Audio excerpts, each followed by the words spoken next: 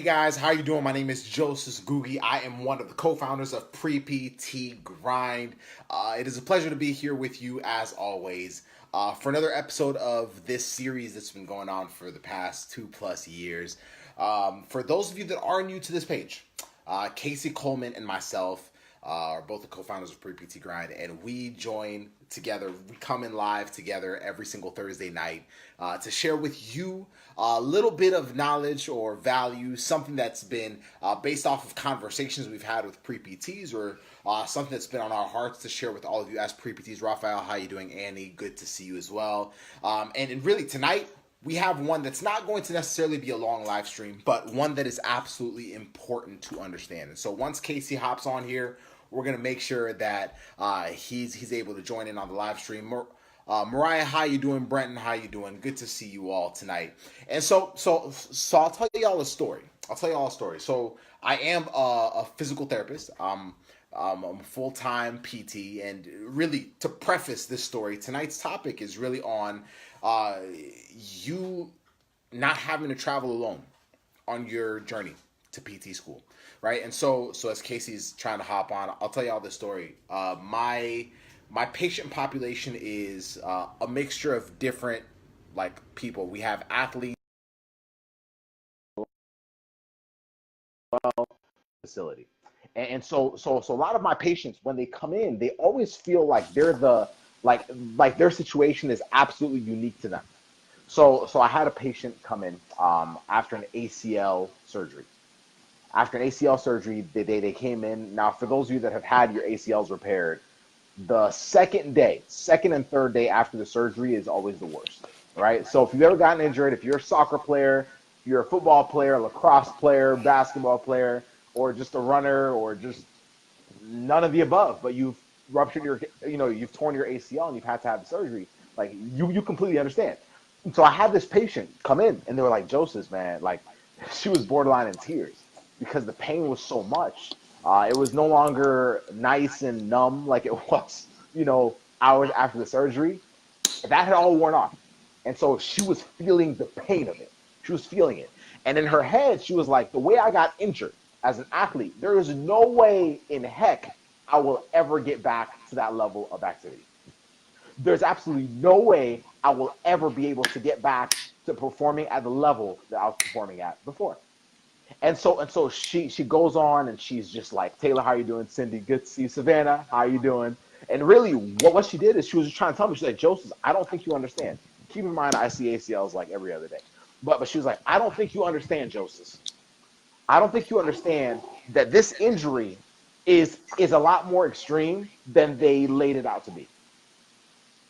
The way I feel right now does not in any way compute to how I feel like I should be feeling if I'm ever going to run again. And I just listen. I listen every single time because it happens every single time.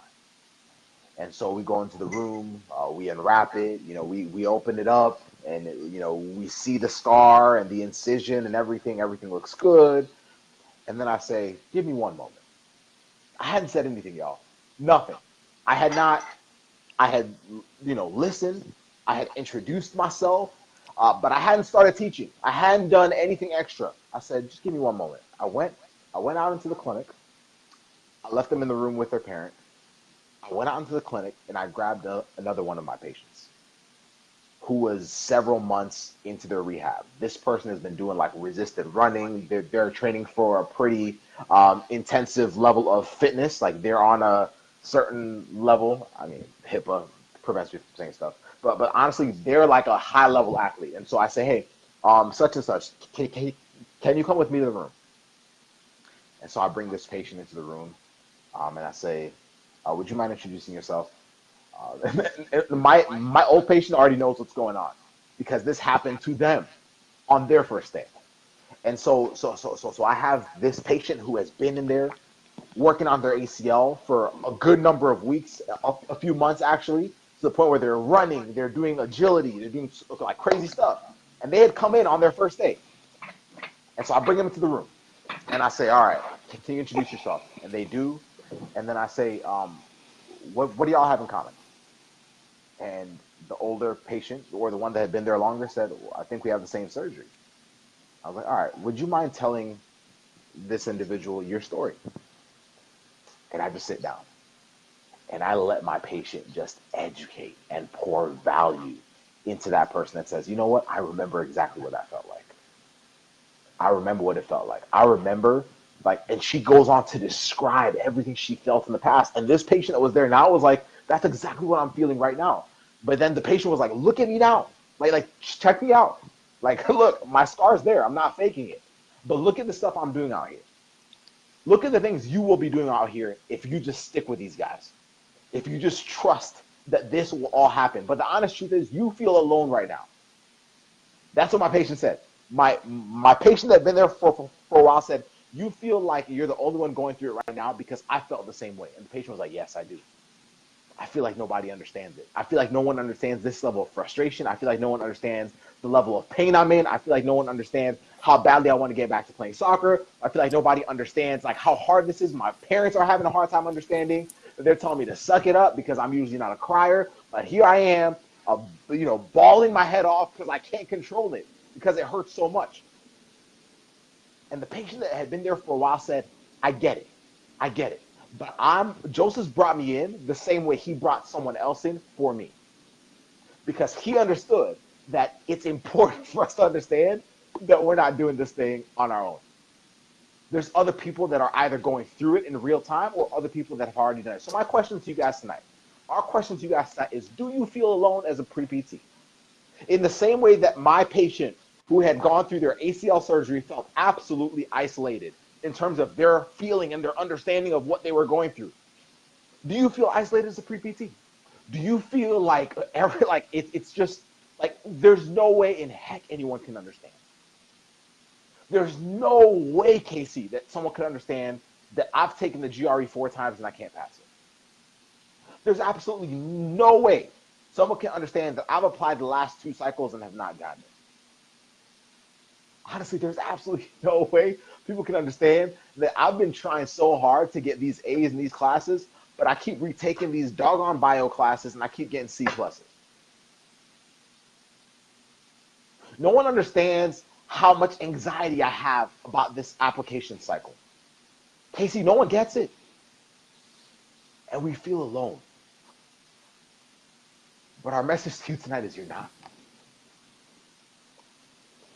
When we're going through some of the hardest moments in our journeys, it doesn't matter whether you have an ACL repair, like I said with my patient, or whether you're applying for PT school. It feels isolating. The more difficult it is, the more isolating it feels. But the honest truth is, maybe it's because Casey and I get on so many phone calls a week that we just hear the same thing over and over. I can't tell y'all, like, I've had a few days where I've gotten on like 13 or 14 calls with pre-PTs in a day, and I'm hearing at least 50% of them said the same thing, thinking that they were the only ones struggling with it. To the point where on the last one, it's almost like automatic. It's like, hey, this is what you got to do. Because the honest truth is, we're all going through the same thing. So the honest truth is, Casey, who should people be looking out for? Because if we are telling ourselves that we're isolated, but in reality, we're not. Dustin, how are you doing? Sarah, good to see you. In reality, we're not. Then who should we be looking for, man? Like who should we be aligning ourselves with so that as pre-PTs, we can honestly still keep moving on, knowing that there's somebody else that has the same exact problem, maybe even worse sometimes.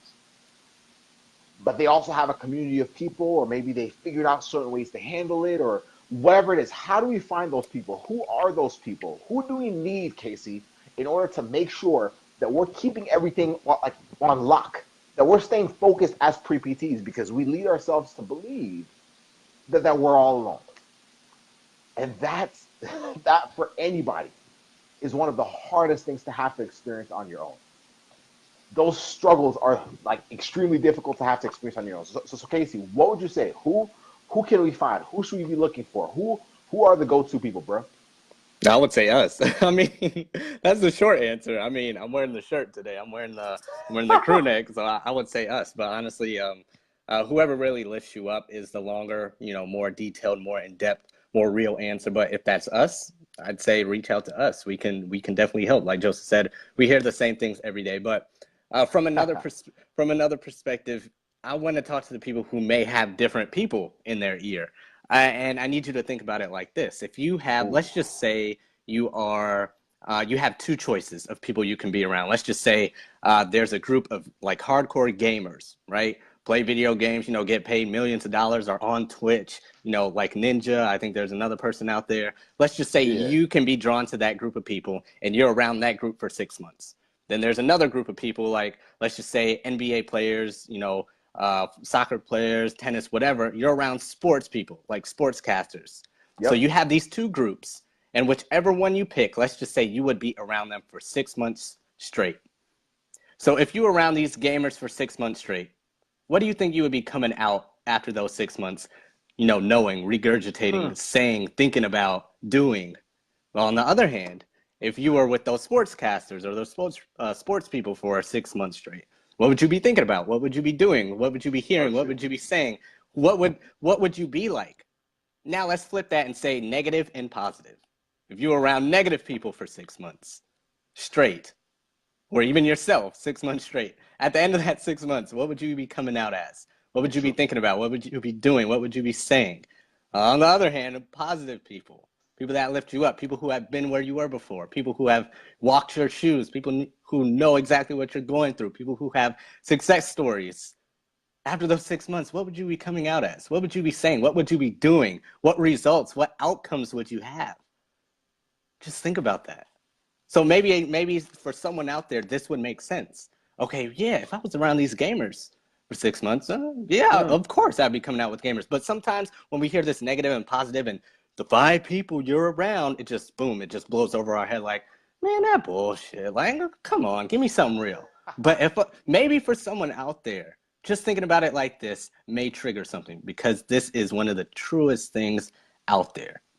And it just makes sense. It just makes sense. If you're around gamers, of course, you'll be talking about gaming. If you're around sports, you'll be talking about sports. It's the same exact thing. You're around negative people, you'll come out like that. Positive, you will come out like that. So I need you to be thinking like that. Who are you around? Who are you surrounding yourself with?